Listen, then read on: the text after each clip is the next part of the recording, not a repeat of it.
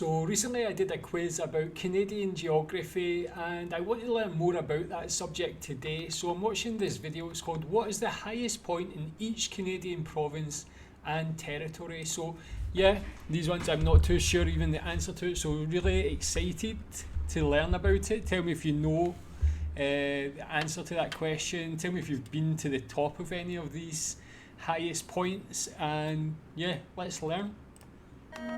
Canada, the Great White North. This massive nation encompasses a vast portion of the North American continent, containing an incredible variety of landscapes. The country is divided into 10 provinces and 3 territories, each one home to its own slice of Canada's extensive and rugged terrain. So, this leads us to the question, what is the highest point of natural elevation in each province or territory, and where can it be found? Let's take a quick trip to all 13 Canadian provincial and territorial high points, in order from lowest to highest elevation.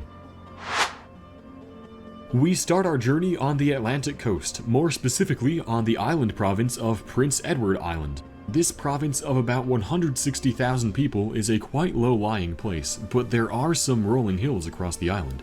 These hills reach their highest elevation in the middle of the island, at an unnamed point in the woods. The elevation here is about 140 meters above sea level, and there's not much at the site to indicate its high point status, just a small mailbox for visiting high pointers. In any case, it's a pretty easy one to visit given its low elevation and proximity to paved roads, and makes for a pleasant hike through the countryside. I think I could do that one actually. Hopping across the Northumberland Strait takes us to the next province in line, Nova Scotia. Although it's another somewhat low-lying province like nearby PEI, Nova Scotia is technically part of the Appalachian Mountains and has many hills and ridges. The highest of these is White Hill, found in northern Cape Breton Island. It reaches 532 meters above sea level and is part of the aptly named Cape Breton Highlands National Park. This high point is pretty isolated, being several kilometers away from the nearest maintained trails. Despite this, it is a beautiful area and you probably won't run into many people if you visit. Taking us onto the mainland for the first time is Ontario. This large province, both in terms of area and population, is home to some rugged hills and mountains. The highest point in the province is found north of Sudbury and is called Ishpetina Ridge. Ishpetina is an Ojibwe word, which perhaps unsurprisingly means high hill. The elevation here is about 692 meters above sea level. Once again, this is another quite tricky high point to reach, given its hefty distance from major roads. At the highest point of the ridge is an old fire tower, but visitors are not allowed to climb it. However, the view from the ground is still breathtaking. New Brunswick is up next, bringing us back to the Appalachian Mountains. In the northern half of the province, we find Mount Carleton Provincial Park, home to, you guessed it, Mount Carleton, which is the highest point in New Brunswick at 817 meters above sea level. This peak is not nearly as isolated as Ishpetina, with major roads passing nearby and a well-marked trail to the summit. In fact, this is the only provincial or territorial high point that features a standard park your car and hike to the top type of deal. As such, it's a popular destination and also features spectacular unobstructed views as the summit is above the tree line. So beautiful. We're venturing out into the Canadian Prairie provinces now, and our first stop is Manitoba. Near and along the border with Saskatchewan is the Manitoba Escarpment, an area of glacially formed hills stretching for hundreds of miles. The highest of these hills is Baldy Mountain, reaching 832 meters above sea level. This is hands down the easiest high point of all 13 to visit, as there is a road that goes directly to the summit and its lookout tower. The CBC has a broadcasting tower here too. All in all, Baldy Mountain is a nice and simple stop for road trippers and high pointers alike.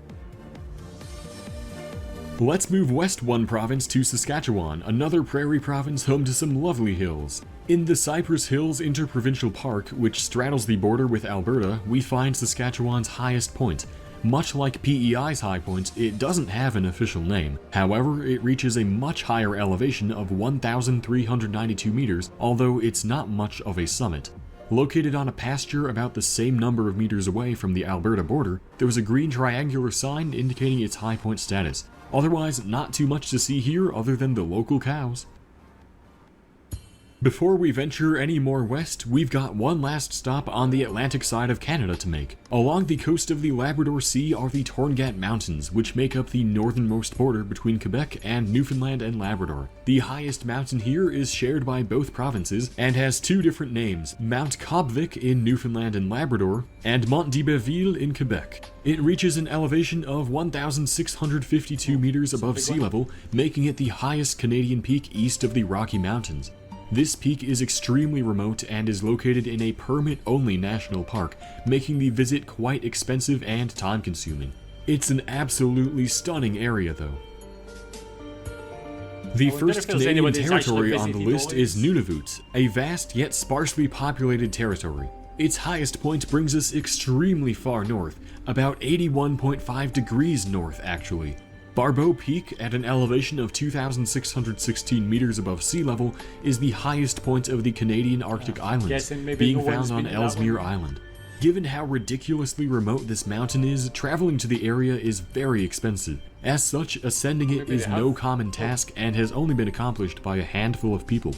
The dramatic weather conditions also pose a significant challenge to any potential climbers. Heading southwest from here, we arrive in the Northwest Territories. Here we find the Mackenzie Mountains, located along the border with Yukon Territory. They're home to some incredible peaks, and the highest one on the Northwest Territories side is Mount Nirvana, reaching 2,773 meters in elevation. Technically, there is no official name for this peak, but it's unofficially been called Mount Nirvana for nearly 60 years. Once again, this is a peak that's only been summited by a handful of people, owing to its remote location and dangerous climate. Going even far. Yeah, I just heard the name Mackenzie there, and obviously on one of the previous videos, it might have been that geography one, I learned that the Mackenzie River is actually the longest river in Canada. I wonder if it's related to that name there, and where does that name actually originate from? It actually sounds quite Scottish, but maybe that river is in a similar place. I don't know. Tell me about that. Farther south, down to the Canadian Rockies, we find the province of Alberta, which shares the mountain range with British Columbia. Along said border is Alberta's highest point, Mount Columbia. Though the name is counterintuitive, the summit of the mountain is in Alberta and reaches an elevation of 3,747 meters above sea level. Mount Columbia is the second highest peak in the Canadian Rockies, behind only Mount Robson in British Columbia. Though certainly a challenging peak to ascend, it's not extremely demanding or that difficult to reach, relative to some of the previous shorter peaks on this list. Next up is Alberta's western neighbor, British Columbia. Despite this province's Mount Robson being the highest mountain in the Canadian Rockies, this is not the highest mountain in the whole province. That honor goes to Mount Fairweather, found along the border with Alaska in the St. Elias Mountains. Rising up dramatically from the coast, Mount Fairweather quickly climbs to an elevation of 4,671 meters, making it one of the highest coastal mountains in the world. The name is also one of the biggest misnomers out there, since this mountain gets absolutely pummeled by sub-zero temperatures and dozens of inches of snowfall throughout the year. Captain James Cook sure got lucky with the weather when he spotted this peak back in 1778. And of course, this leaves us with just one territory left to visit. A bit farther north in Yukon Territory is Mount Logan, also part of the St. Elias Mountains. This mountain reaches a staggering elevation of 5,959 meters above sea level, making it the tallest mountain in both Yukon Territory and all of Canada, of course, as well as the second tallest mountain of the entire North American continent. It's extremely wide at its base as well, having the largest base circumference of any non-volcanic mountain. Mount Logan was named after the founder of the Geological Survey of Canada, Sir William Logan. It's truly an awe-inspiring peak and offers a formidable challenge to high pointers around the world. With that, we've concluded our short high pointers journey around all 13 of Canada's provinces and territories. Yeah, excellent. That was really cool. Some of the pictures there, of course, are breathtaking. I think it's interesting how the height doesn't really determine the difficulty. Some of them, like the small, as I say, the smaller ones look a bit like just like quite impossible to climb. But yeah, I wonder if anybody's actually climbed all of them. Again, tell me if you've climbed any of them. I guess the one over in Prince Edward Island and things over the smaller ones shouldn't be too much of a challenge, just a simple walk. But yeah, those ones at the end, as to be expected, are just yeah, quite impressive, very imposing. So yeah, really cool, very informative. Again, I'll need to like go back over that and just like really learn the names and so on. But yeah, tell me if you knew any of them. Did you learn anything from that video as well? Keep recommending any other videos about Canadian geography. Thanks.